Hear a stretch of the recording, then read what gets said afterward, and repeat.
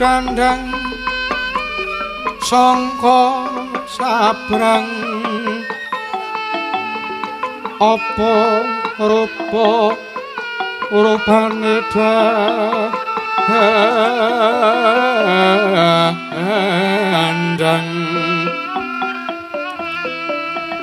lare ing dandang curika mewah pedhe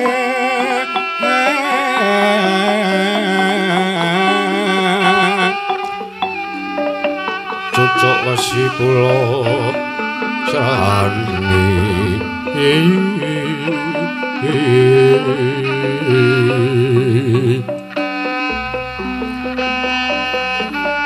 aja sira nyucuk Sri Setono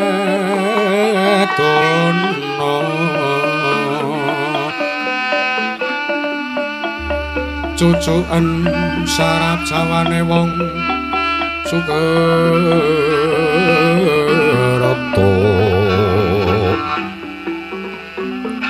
amung pamuji tego rahayu wiyono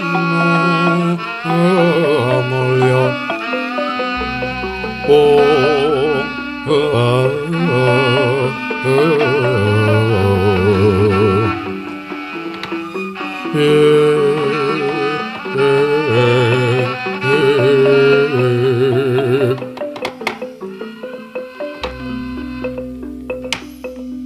Niwang Agung mugya ngayomana marang Prajanegara ngamarta sak isine ora mengko sikik dikadangipun Kakang Yayi Arjuna sowan ana ngarsanipun Kakang ya ning Prajanegara ngamarta kahananmu tawang tetangis sungka weng manah di ana perkara apa Jlamruk wah aja gawe ribet aja gawe sisah artine barep kakangku lan aja gawe susah manahe para kadang-kadang lan dulur-dulurmu para Pandhawa yen ana perkara para matura babarna kang sejatine ana perkara apa ngapunten Den Ndara Janaka enten ada apa enten masalah napa nek panjenengan menika sungkawan niku mbok tulung kadang-kadang dijlentrehi Den ora mung nangis kaya ngoten niku umpami mengke sampean pun paring dawuh cetha mengke kon dulur-dulur Pandhawa pun sami saged midhangetaken kanthi tawaca miwah saged tinampi lair lan batos mengke mbok menawi saged sabiyantu tapi nek Ndara Janaka mung mendel mawon mongko mung nangis kaya ngoten niku sing susah mboten mung sampeyan piyambak. Kawula sak ngamarta niku susah nggih. Yo, Bagong. Nggih. Mergane Kang Rayi niku rak satriya ta Dendrawardara? Yo. Satriya niku kudu nindaken darmaning satriya, rak nggih ngaten. Iya. Ra nggih ngaten to Sinuwun Kresna. Iya, Bagong. Kowe walah. Jangkep ukaramu. Wau dadi suliye. Semar teng kayangan. Pramila ingkang abdi pun kasiden inggih kedah. Nyuli Bapak Semar mekaten. Iya, Bagong. Nggih. Monggo paring dawuh ten. Arjuna Matura. Arjuna Matura ana perkara apa? Rikala pun Kakang merpeki lawan Si Adi nalika isih mapan ning kayuwangan swarga dahana pun Kakang sumedhot rasaning tias. Bebasan ora tegel migarake nggonmu mangun bebrayan kalawan Dresanala. Matura Janaka. Duh Koko Prabu. Sareng kula manah-manah. Anggen kula napaki lampah ingkang kados mekaten menika mboten wonten ginanipun. Tegese piye Di? Menawi kula kedah ninggalaken dhateng tetimbangan kula, nilaraken dhateng sisihan kula pun Yayi Diajeng Dresanala. Luwung baya kula nilar lan luwung baya tetel. Darmaning kasatriyanipun Kang Rayi. Weh ampun ngaten, Den, ampun ngaten.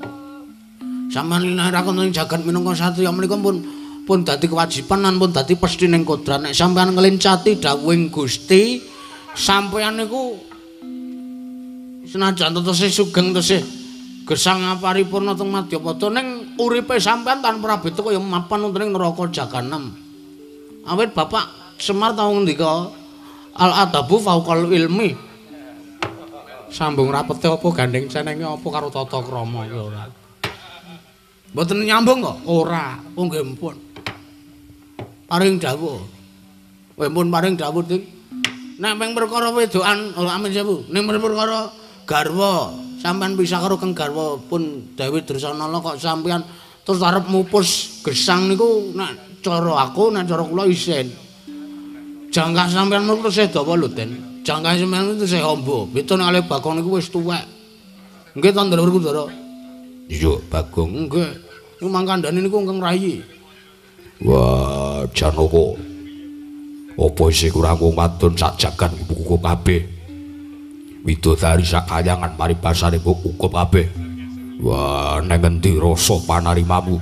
Nang endi rasa syukurmu? Nggon ngucap syukur ngersane Gusti Janaka. Aridu mawur mangawur-wurahan. Tengaraning ajurit gong maguru gongso. Tetekadya putra wara panjri ting turang istir kata engkang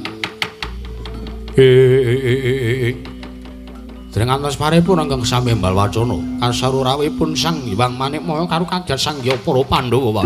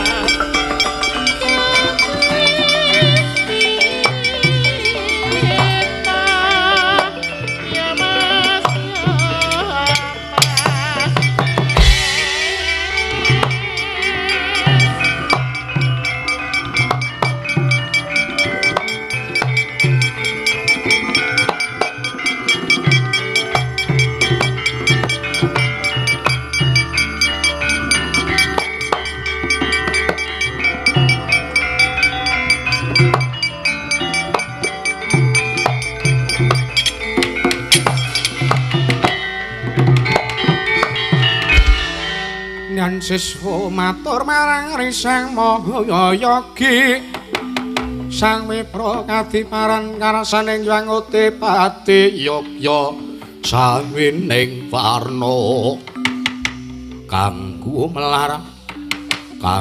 melaraning bumi mukya lonte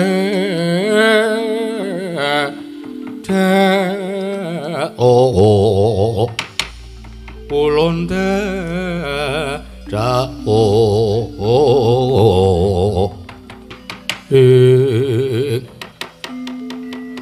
mboten nginten babar wisan sarawuh paduka Hyang Pikulun Manik Maya kula ngaturaken sembah sungkem pangabekti kula kunjuk Mas Surama Sidam Sekaring Bawana Langgeng. Iya Puntadewa Darma Kusuma Ulun Tampa. Pukulan kula ngaturaken sembah sungkem pangabekti kula kunjuk. Iya Nata Ndrawati Ulun Tampa. Guru kakekku ngaturake sembah. Iya Werkudara Ulun Tampa. Pukulan kula ngaturaken sembah bekti kula kunjuk. Iya Arjuna Ulun Tampa. Inggih. Iki meneh. Selamat to. Sowan mudik. Yung Bagong meneh. Heeh, anu nggih. Bekti kula kanca apa kulun? Ya Bagong Ulun Tampa nggih. Santai mawon kula ora arep mirang-mirangke panjenengan. Wonten wigatos menapa sajak rawipun sengkan-sengkan datan pepoyan Pandhawa ya Puntadewa kula wonten timbalan.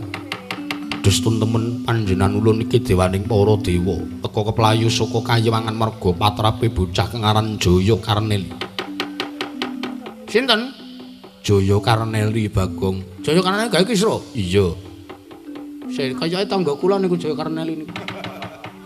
Pun bola-bali niku ndek utang kalih kula 700 mboten balik-balekke. Jarene minggu ngarep sepriki ming gor. Bedhu. Elok-elok apa? Iya Bagong mbok menawa kuwi nggih bocah nom-noman ingkang gawe wirang panjenengan ulun ning atase garwa ulun ya sisian ulun Bathari Durga. Lah kok teko bakal dijaluki gendong kelawan Jaya Karneli. Kamangka anggone gendong dudu gendongan lumrah nanging anggone gendong kudu mapan ana ning kasemekaning Bathari Durga. Mbok kula mawon. Ora kurang ajar lho Bagong, tak cokro sirahmu, cokro mekanik ndas. Karang tengah. Cokro mekanik ndas. Arjuna kula wonten maring adhawuh kula. Yen to jenenge to keduga bisa mateni lan nyernakake bocah Jaya Karneli. Drusanala kukupen nggih.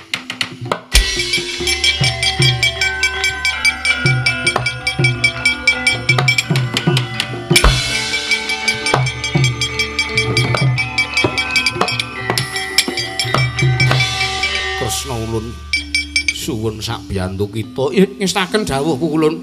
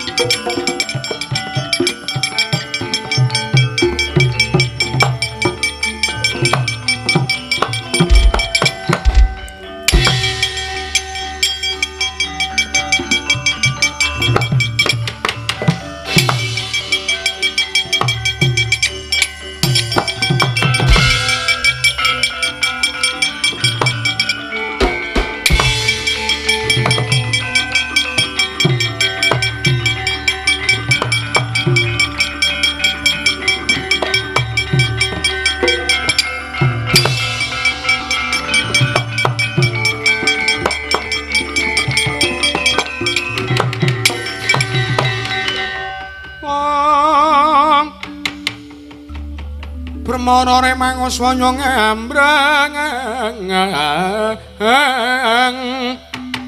ong kadi karnane kaswase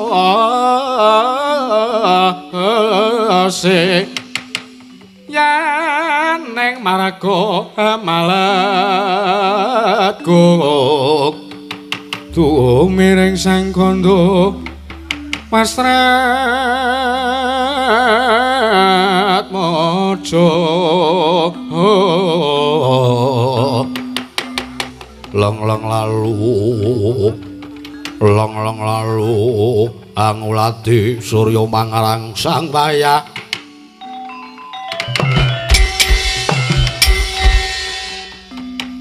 menungso ora tatanan panus maning jajalanet ora menggusike iki ana bocah nom-noman apa dapurmu ingkang aran Jaya Karneli walah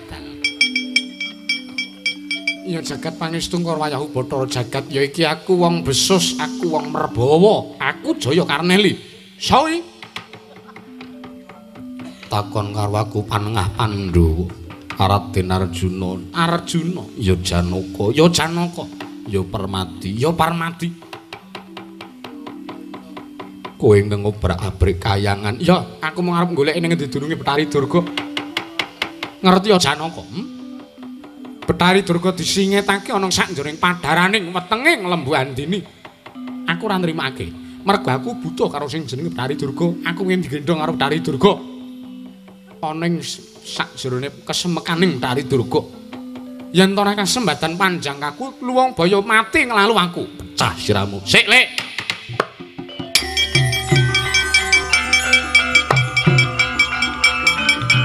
sabar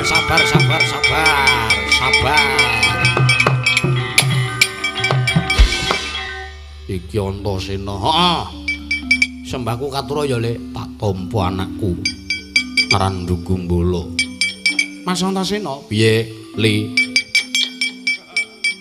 kok Li kok ora kepenak ngundange ha jenengmu Jaya Karneli kok ya piye Li aku aja dipisah menungso sing ning ngarepanmu sing jenenge Janaka ya Parmadi kok pecahe sirahe aja engko nek to pateni kowe getun lho Li kok getun ngopo ya Mas wis to nek kowe manut aku aja tok pateni mak cilik Janaka ya aja mateni karo bocah iki kuwi sapa wis to sampean ora perlu ngerti bakune kowe golek Bathara Guru ya wis gage goleki Li ya ngesake dawuh Mas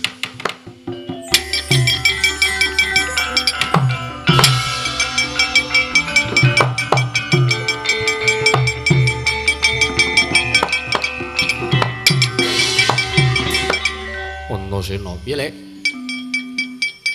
lha kok bocah malah mbok belani ngene anake bocah kan bujung-bujung uyak-uyak karo Bathara Guru uyak-uyak karo Betari Durga mergo Bathara Guru karo Betari Durga lupute apa dosane apa sik kae dewaning para dewa sing ora gawe dosa sing ora gawe keluputan sing ngomong sapa anggepe dumeh dewa terus ora entuk salah ora entuk kleru ngono apa piye dumeh dewa kok terus arep menangi dhewe arep sak benere dhewe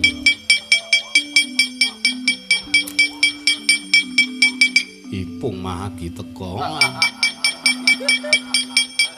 aku ya gumun ana nggawa seragam kok wernane padha werna kursi iki ra semengi ditabuhi kursi iya to wis sampean manut karo aku ising aku anakmu aja dipateni bocah kae mau nanging mesake wang ora rasa dimesake dewa kurang ajar ngopo dimesake ora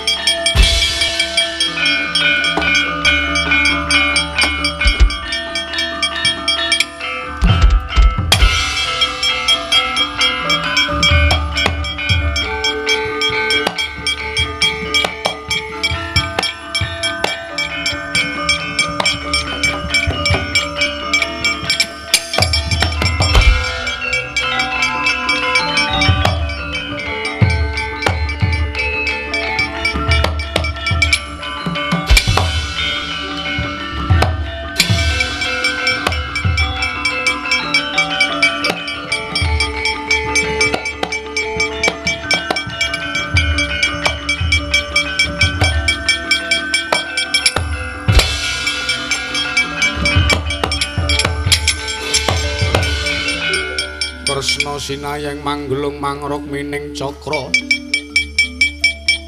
kumitir mijil saking asta aneng asta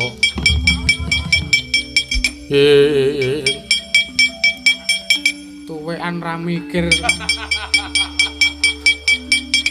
iya aku kan ro Semar iki kon ngarep ngguyu wae iya Antasena iki sapa ya iki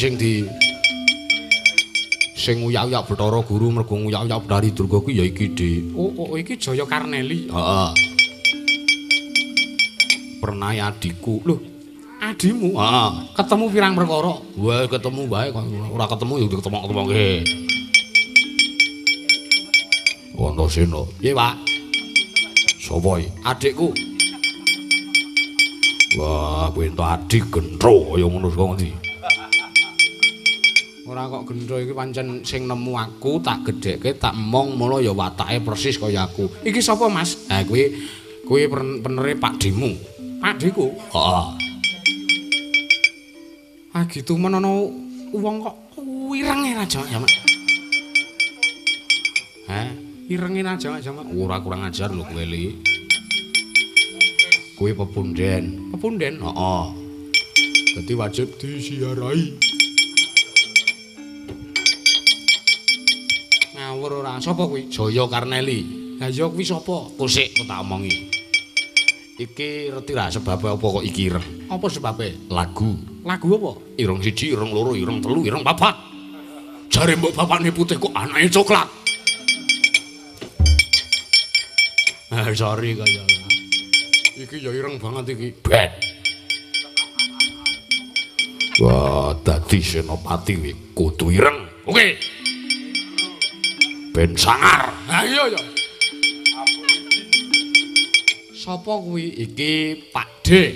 Pak D sapa? Pak D Pardi.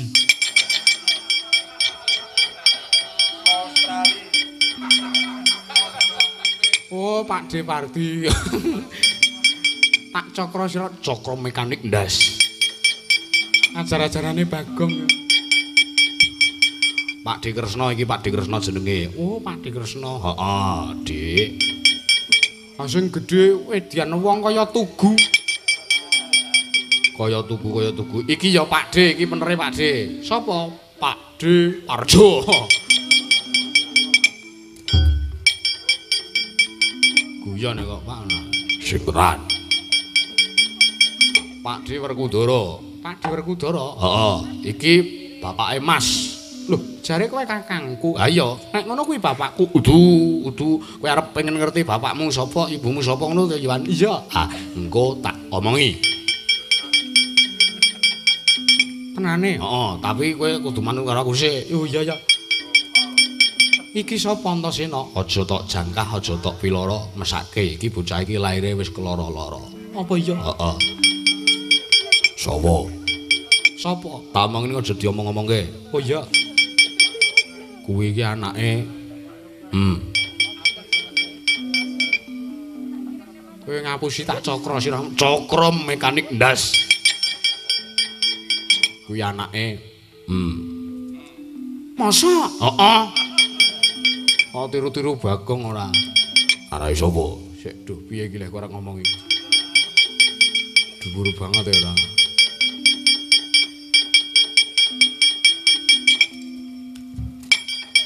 Aku ki arep ngomongi kowe ya, Pak. Wah, jan mah ditibake ora. Tak junjung. Anake sapa? Anake Wah, edan. Wah, jan wis. Aku esuk-esuk kok. Esuk-esuk kok mah ora kajen aku ora.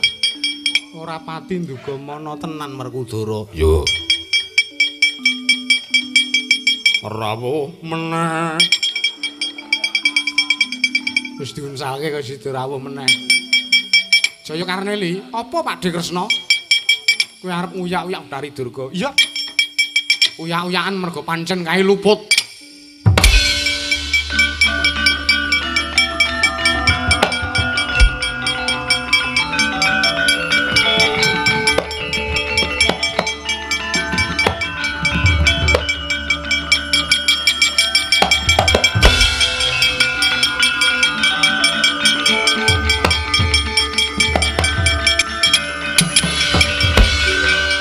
Wanodya Yutama ngambar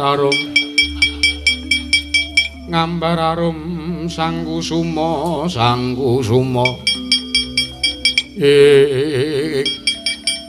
ora pangling nini Bathari Dresanala. Inggih Kakang Prabu inggih. Tobat kula nyuwun senjata pitulung. Anapa? Kula dipun bujung-bujung dening pun Dewa Srani. Wela keparep. Dadi iya. Wingi sing lokasi wingi dalu nika Prategan nika mentok kiri jalan. Iya Kakang nggih. Nek sing wingi kula bar tobong kula karo sampeyan niku ora terus bar tobong nganan. Iya. Kula jak teng gawean kula. Iya, nggih to. Nenek niki mengke kula duduke nggon sing beda, nggone luwih kepenak, AC, kamar mandi dalam. Sabun, sampo gratis, pokoke mboten dipungut biaya. Mong kari beto wong tok, sampean kali sinten ngoten umpamane.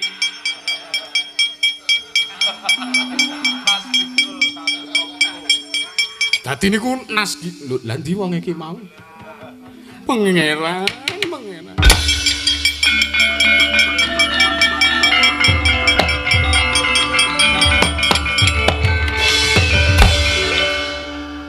Yayi Nini Dresanala ora pati nduga mono.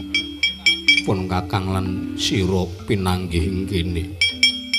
Inggih pangeran nyuwun senjata pitulung. Ana apa? Kula pun bujungan pun Dewa Srani parep pecah ndasmu kowe.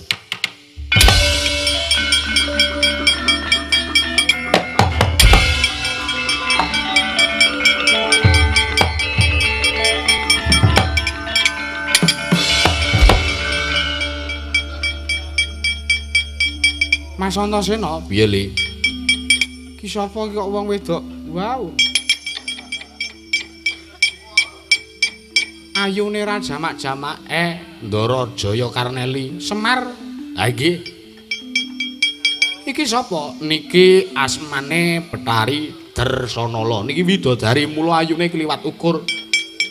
Ngono, Semar. Ha nggih. Sampeyan ya niku sampeyan niku janjane nggih anak widodari mula sampeyan baguse nggih kliwat ukur. Bapak sampeyan mau duwe gelar lananging jagat lancuring bawana, pengawak Tirta Gwaya Teja. Niku Kang Rama. Nek ngono Semar ngerti bapakku sapa, ibuku sapa? Nggih. Eneng endi? Ibune sampean nembe mapan teng gunung sak Pejagong, Desa Waduarep.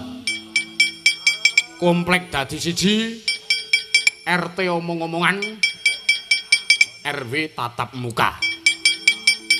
Ibune sampean. Ibuku, nggih, kuwi daerah ngendi? Daerah Cerak mriki mawon. Lah yen bapakku, bapak sampean nembe lunga. Lungane nang ndi? Ngajar Duratmaka, ngajar Piyai Durjana. Wah, arep nek ngono iki ibuku.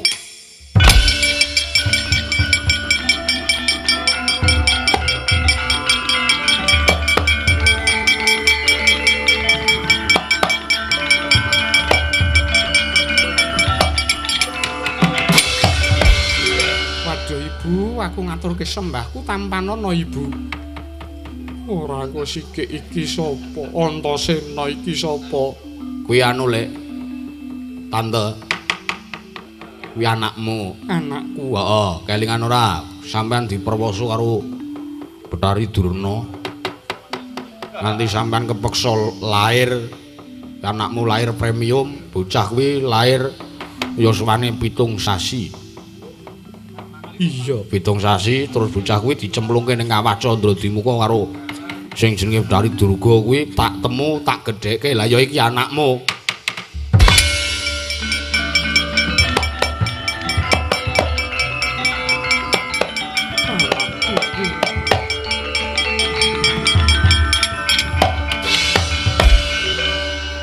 Ibu aku ngaturke sembahku katur ya Ibu. Iya tak tampa. Bapak nendi, Bu? Lagi ngajar mungsuh. Sapa bapakku ki sapa jenenge sapa? Pangeran Janaka ya Pangeran Arjuna. Oh alah, Mas Antasena. Piye, Li? Jebul sing arep tak ajar mau, sing arep tak jangkah mau. Oh, wong wis nggeret kaosmu. Bengak-bengok Wardaya. Janaka kae mau.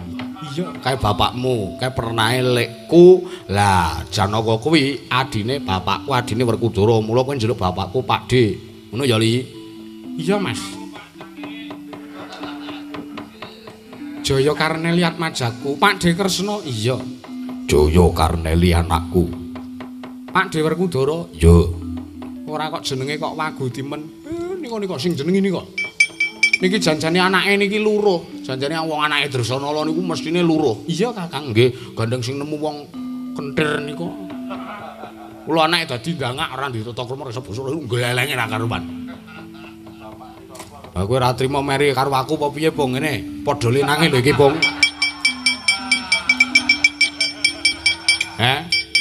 Saiki api-api anaten wae. Api-api anaten piye? Aku padha linange. Kowe ora trimo aku piye? Sing jenenge Jaya Karneli kae aku. Aku sing nemu bocah kae sing gedheke bocah kae aku. Anak cara kula mah. Rawangun babar blas. Anak Ndrojana kok kaya Werkudara niku. Ha piye tes DNA apa piye? Mah. 120 ginastel. Wah, perkencang laru dayang.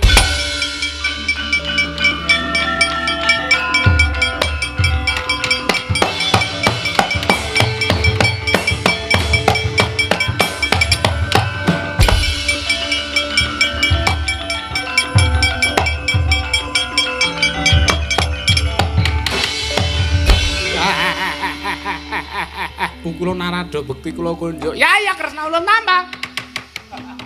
Rodo kakekku. Sembahku katura. Ya Werkudara ulun tambah. Ora lara.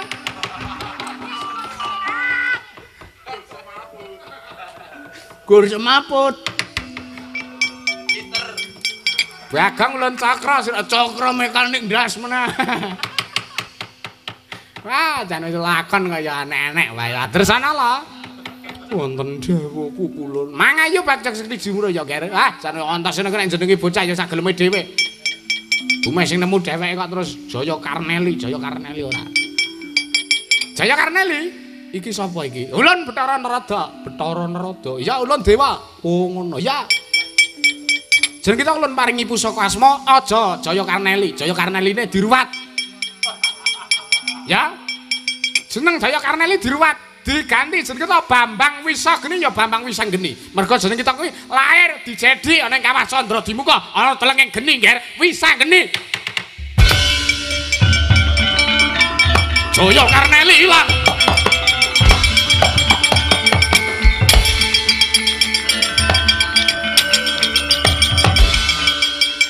Wes, yen jeneng kita wis ulun maringi jeneng tetenger ya pusaka asma Bambang Wisanggeni, Jaya Karneline wis diruwat. Lho iki ngapa iki? Api-api anaten kowe, Mbah. Bangane sampean tak untir gulumu. Ha tenan iso oleh meneh. Ha iya. Padha lanange kene rembukan karo aku. Wah, aja kaya gitu kaya. Senengane kok ora ganti-ganti jeneng ora. Mas Trama Sidam.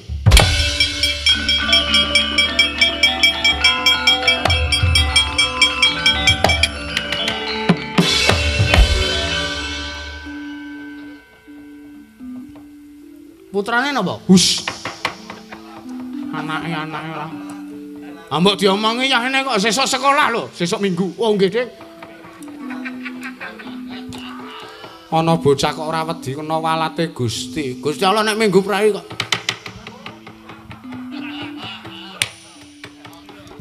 Ya wis ngalih. Kresna, kula wonten dawuh wong pilun padha wenang. Bocah iki pancen wis dadi pepasrening jagat. Lan kinarya srana mbingkas angkara murkani si Manikmaya. Nggih, ngestaken dawuh manunggal ing Praja Negara Ngamarta nggih.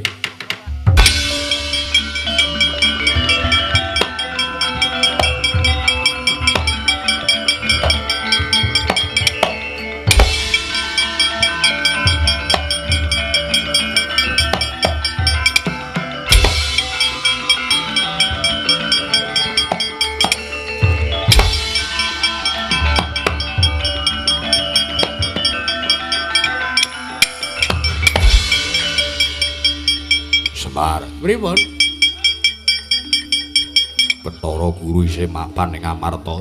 Encah ngeyel kok niku. Bubar pitik wis kluruk. Semenengo. Rene. Inggih Kakang. Luruske. Nyun pangapunten Kakang. Nggih, anu iya. Kowe iki sesonen arep temandang, arep tumindake dipikir sithik. Inggih. Ayo ndi Durga? Durga ndi? Toke Durga toke. Durga. Wonten dawuh wis wayahe mijil. Inggih.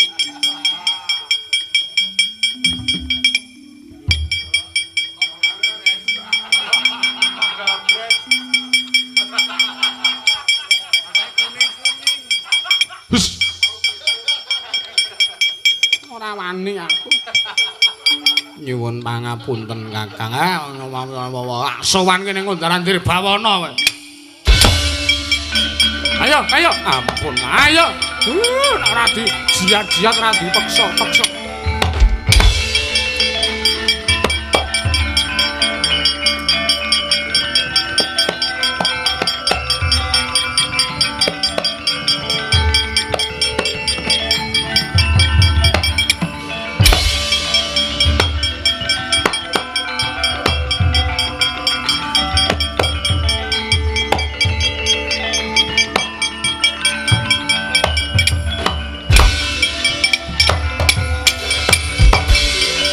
Laruta sanggang kudu sangguru kula yen tan mutusa sangsi ing Kakang Janaka tak rebut Dresanala.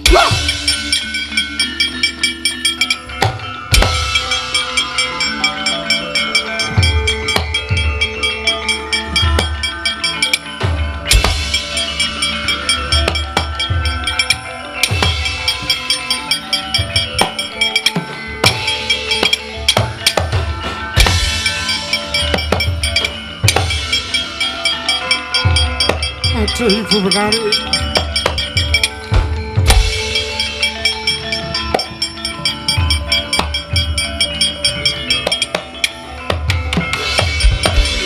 Ibu Benari kula kasoran mboten kasembadan.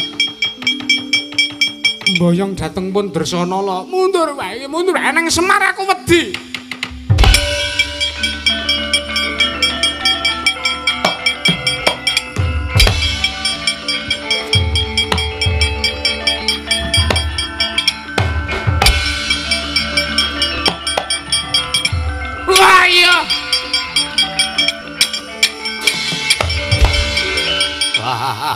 Esuk-esukan iki.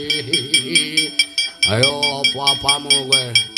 Lho, aduh apa iki? Wong iki. Wong ora ketok iki. Ayo apa-apamu aku Antasena. Wah. Mateng aji panglimunan. Ayo. Ngantemo.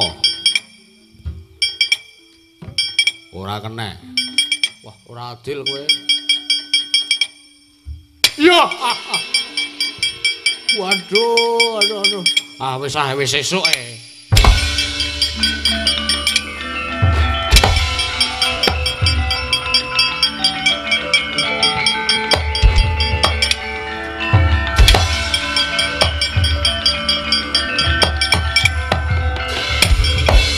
Arsa madangi jagat duk mungup-mungup aneng sak bocah ing wukir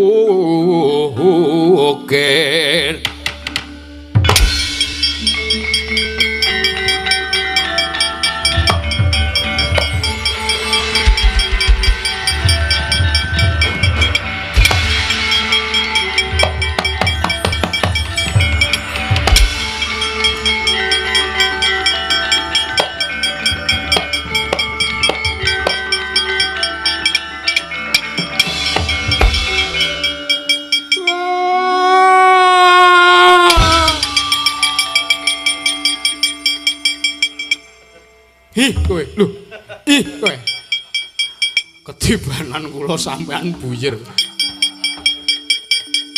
tak cokro sirahmu tenan lho Kang suwe-suwe cokro mekanik ndas ora lara. Gur semaput.